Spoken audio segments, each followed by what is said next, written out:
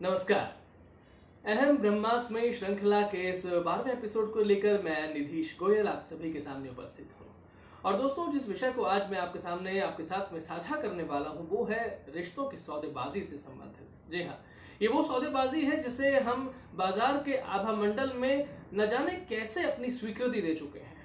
हम ये चाहकर के भी मानना नहीं चाहते कि सौदेबाजी में हम जकड़ चुके हैं, इस कदर जकड़ चुके हैं कि कब हम टूटकर बिखर जाते हैं, लेकिन हम उस बाजार को, उन ऐसी ऐसी चीजों को उसके लिए जिम्मेदार नहीं ठहराना चाहते जो वाकई में उसके लिए जिम्मेदार हैं।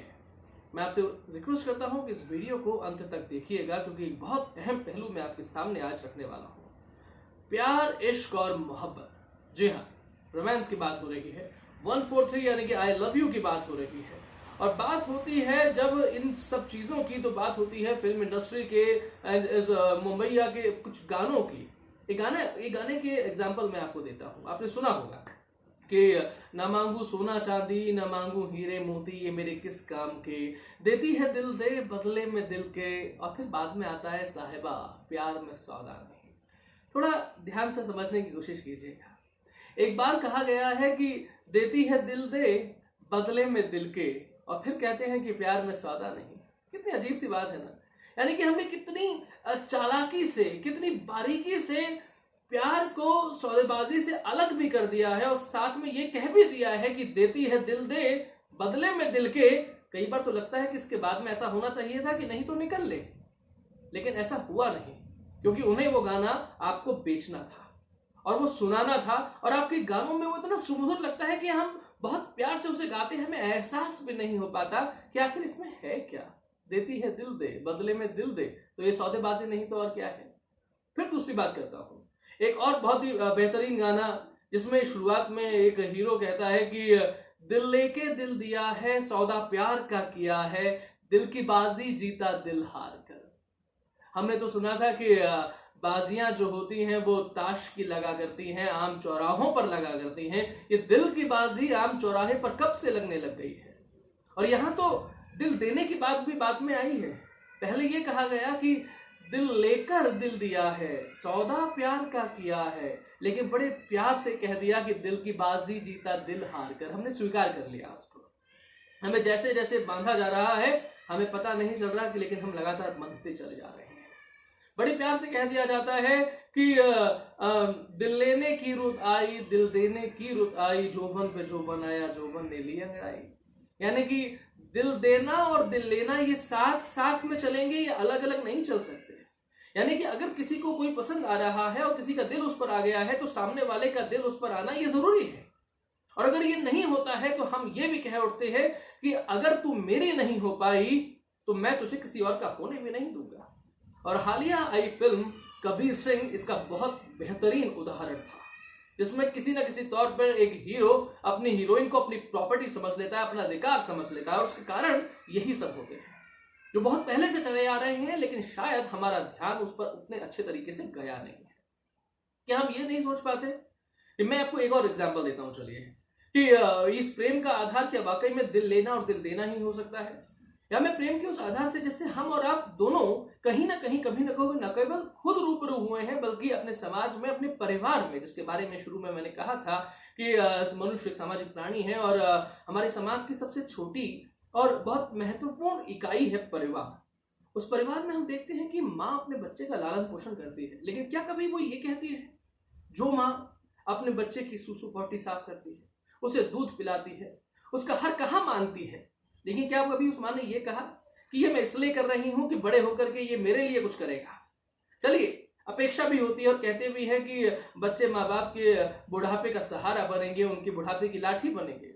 लेकिन अगर कभी कोई भविष्यवक्ता आता है और वो ये कहता है कि भाई ये जो तुम्हारा बेटा है, ये तो तुम्हारी बेटी है, 25 साल के बाद में ये तुमको इस घर से बाहर निकाल देगा, 25 साल की उम्र के बाद ये तुम्हारा कुछ नहीं करेगा, ये तुम्हारा कोई सहारा नहीं बनेगा, ये राक्षस है, ये दानव है, अगर ऐसा कोई कह दे, तो क्या वो माँ कम से कम भी नहीं तो 5 साल की उम्र तक, बल्कि ज्यादा, उस बच्चे का वैसे ही लालन पोषण नहीं करेगी जैसा वो तब करती कि जब कोई कहता कि ये बच्चा तेरे बुढ़ापे के सहारा बनेगा, ये देवता है, ये देवतुल्य है, ये महापुरुष बनेगा, तेरे सब कुछ करेगा, तेरे सारे सपनों को पूरा करेगा। यानी कि बच्चा चाहे कैसा भी हो, लेकिन माँ अगर उसके लिए हर तरीके से हर कुछ करती है बिना ये सोचे कि वो बड़े होकर उसके लिए क्या करने वाला है और क्या नहीं करने वाला, तो क्या प्रेम इसमें है या प्रेम उसमें है जहां हम कहते हैं कि दिल लेने की रुत आई और दिल देने की रुत आई। हम कहते हैं कि ये दिल का खेल है और इस खेल में कोई जीतेगा और कोई हारेगा।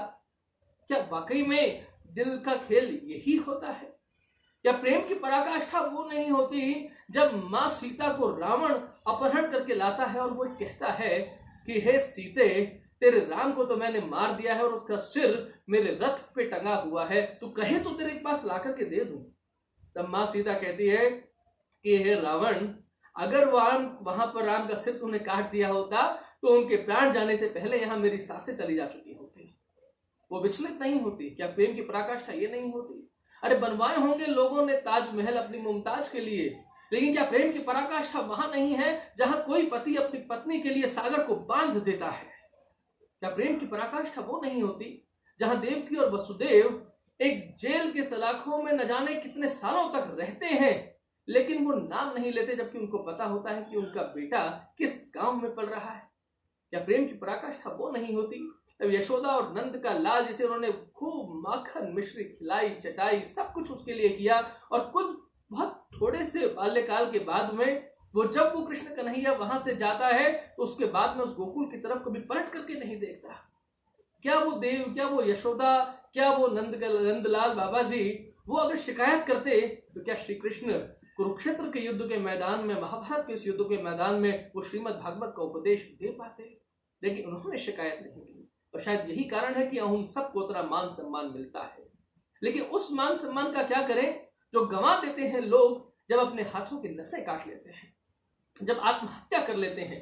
क्योंकि शायद वही ये कारण होता है जब हम ये सोच लेते हैं कि अगर मैंने किसी को दिल दिया है तो वो मुझे दिल देगा ही देगा, और नहीं देगा तो मैं अपने हाथों की नसें काट लूंगा।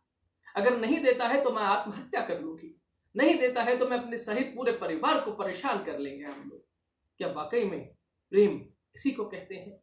क्या इसी को सद्भावना कहते हैं? क्या इसी को दिल देना और दिल लेना कहते हैं? ये तो वही बात है कि अगर कोई आपके प्रेम के मूल्य को समझता है तो वो बुद्धिमान है, और अगर नहीं समझे तो वो मूर्ख है। शायद नहीं, क्योंकि हम ही सबसे बड़े महामूर्ख होते जा रहे हैं। तो समझना पड़ेगा हमें इस खेल को। मैं आपको एक और गीत का एग्जाम्पल देता हूँ, क्योंकि सारे गीत खराब हो ये जरूरी नहीं है। बहुत पुराना गीत है, इन सबसे पुराना जो मैंने आपसे कहा था, लेकिन आप सुना होगा। उस गीत में कहते हैं कि कोई शर्त होती नहीं प्यार में, मगर प्यार शर्तों पे तुमने किया। गगन में सितारे जो चमके जरा, बुझाने लगी आरती का दिया। तुम अपनी नजर में ही घिरने लगो, अंधेरों में अपने ही घिरने लगो, तब तुम मेरे पास आना प्रिय। मेरा ये दीपक जला है, जला ही रहेगा तुम्हारे लिए। वो नायक वहां कहता है कि तूने अपनी शर्तों पे प्यार किया, वे तेरी बात थी, लेकिन मैंने शर्तों पे प्यार नहीं किया। जब तेरी इच्छा हो चले आना, ये दर खुला है, ये दीपक जला है, ये जला रहेगा, ये दरवाजा खुला है, ये खुला रहेगा तेरे लिए। प्रेम तो शायद इसको कहते हैं, समर्पण तो इसको कहते हैं। और देखिए, किसी का बनने के लिए अति मानवीय मनुष्य के गुणों से संपन्न होना ये जरूरी नहीं है। अगर हम समर्पित होते हैं तो जो हम कर सकते हैं वो कर लें, और उसके बाद में अगर किसी को हमें या हमारे काम को सहज भाव से ग्रहण करना है तो वो उसे जरूर ग्रहण करेगा। लेकिन थोड़ा समर्पण चाहिएगा साहब, अपनी चाहत को जीवन बनाना पड़ेगा साहब। और उस जीवन को बनाने के लिए, समर्पण के लिए, हमें उस टैक्सी ड्राइवर से भी अगर 1 मिनट बात कर रहे हैं तो वैसे ही बात करनी होगी जैसे हम घर में अपनी पत्नी से, अपने बच्चे से करते हैं, अपने भाई और बहन से करते हैं, अपने माता और पिता से करते हैं। अगर हम किसी एक के साथ में से तल्लीन होकर के बात करेंगे और दूसरे के साथ में टाइम पास करेंगे तो साहब जीवन इसको नहीं कहते हैं। कहीं ना कहीं हम धोखे में जी रहे हैं, कहीं ना कहीं हम किसी परेशानी में जी रहे हैं, और उसे नाम दे रहे हैं दिल लेने का और दिल देने का, और बड़े सुकून के साथ में, बड़े अहंकार और बड़े गर्व के साथ में इसे कहते फिर रहे हैं। देखिएगा, कर्मण्यवाधिकारस्ते मा फलेषु कदाचन। कर्म करते जाओ और फल की चिंता मत करो, क्योंकि फल की चिंता करना उस काम का काम है जो काम आपने पूरे समर्पण से किया है। आपने अपना काम कर दिया, आपने एग्जाम दिया तो आपने एग्जाम दे दिया। अब उन कागजों की जिम्मेदारी है, उस पर लिखावट जो आपने की, उस लिखावट की जिम्मेदारी है आपको नंबर दिलवाना, आपको मार्क्स दिलवाना, क्योंकि आपने जो पढ़ाई की थी वो पूरे समर्पण से की थी। ये भाव हमारा होना चाहिए। तब कर्मण्यवाधिकारस्ते मां फलेषु कदाचन सार्थक होता है। मधुवन खुशबू देता है, सागर सावन देता है, जीवन उसका जीवन है, जीना उसका जीना है जो औरों को जीवन देता है। उस फूल की खुशबू को, क्योंकि ये जीवन है और उस जीवन के वन में बहुत से फूल खिले हुए हैं, उस फूल की खुशबू को अपने अंदर बसा लीजिए और उससे महसूस कीजिए। मैं आपको गारंटी देता हूं कि जब उस फूल की खुशबू को अपने अंदर बहुत अच्छे तरीके से महसूस करेंगे, वो आपका जीवन महका देगी। तो आपको किसी के लिए दिल लेना और दिल देने की जरूरत नहीं पड़ेगी। आप केवल दिल देने के बारे में सोचेंगे, और जब आप समर्पण के साथ में उसके लिए सोचेंगे, सामने वाला आपके लिए ऑटोमेटिक अपना दिल हथेली पर लेकर तैयार रहेगा। वो सौदेबाजी नहीं होगी, वो कोई सौदा नहीं होगा जो सौदा खरा खरा है, वो कोई सौदा नहीं होगा। जीवन में बहुत से सौदे कीजिए, लेकिन जरा रिश्तों की सौदेबाजी से जरा दूर रहिए। इस सौदेबाजी से दूर रहेंगे, मधुवन खिलेगा, सुवासित होगा हर कण कण, और सुवासित होगा जीवन का ये दर्पण। आइए इस जीवन को बनाएं, मिलकर के जरा इसे और महकाएं और आगे बढ़ते चले जाएं। औपचारिक रूप से आपसे फिर से कहता हूं, आपको अच्छा लगा ये वीडियो तो इसे लाइक जरूर कीजिए, चैनल को सब्सक्राइब कीजिए, बेल आइकन प्रेस कीजिए, जिससे कि अगले वीडियोस और नोटिफिकेशंस आपको मिल सके, और शेयर जरूर कीजिएगा। तो आज के इस वीडियो में जो मैंने आपको बताया है उसे जरा समझने की कोशिश कीजिएगा, शेयर कीजिएगा। आज की इस वीडियो में अभी तक के लिए इतना ही। आगे बढ़ेंगे, फिर आपसे मिलेंगे। तब तक के लिए नमस्कार।